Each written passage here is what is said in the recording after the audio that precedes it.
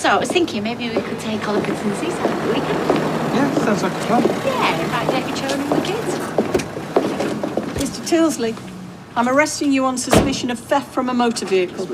You do not have to say anything, but it may harm your defence if you do not mention when questioned something which you later rely on in court. Anything you do say may be given in evidence. Do you understand your rights?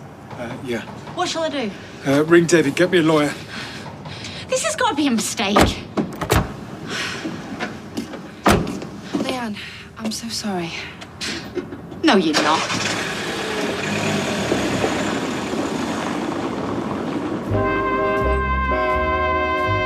Prior to March the 19th, had you knowledge of any structural instability?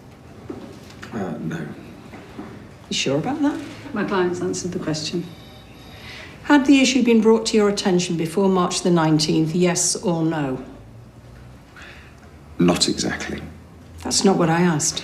Sorry, how does this relate to the alleged theft of the health and safety report? Trust me, I'm getting there. Mr. Tilsley, yes or no? Yes. So you're saying you did know? No, not that the roof was structurally unsafe. The day before the collapse, Carla told me some repairs were needed. Does not tally with Mrs. Connor's original statement. Well, I suggest you take that up with her then. Oh, rest assured I will, as soon as we can locate her. Okay, I did not know that roof was going to come down. But you did have a potential motive to make it happen. Do you believe in coincidence, Mr. Tilsley? No, can't say I do. Me neither. The world isn't that neat.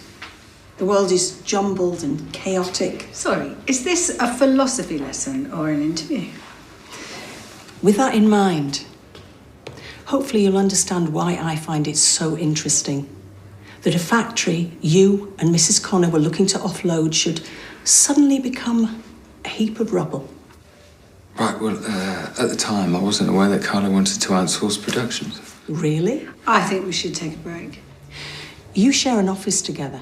You work hand in hand and not even an inkling. I find that difficult to believe. Well, you can believe what you like, it's the truth. She went behind my back. You can ask Joe LaFaux and the other factory workers. They'll back me up.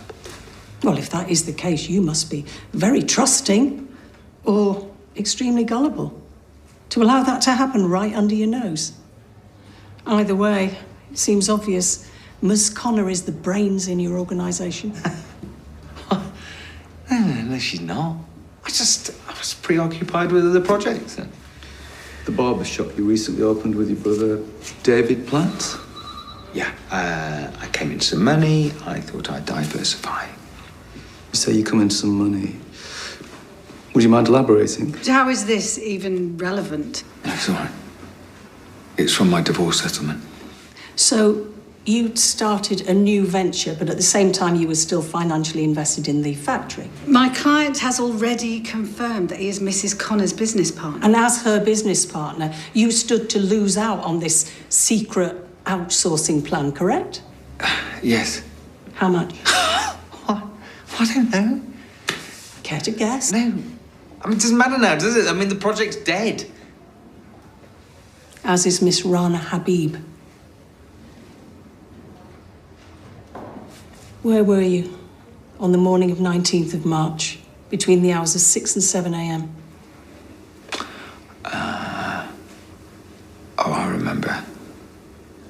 I went for a run. A run. Were you alone? Yes. Did you see or speak to anyone? No. Now, that is very unfortunate. Why don't we take that break now?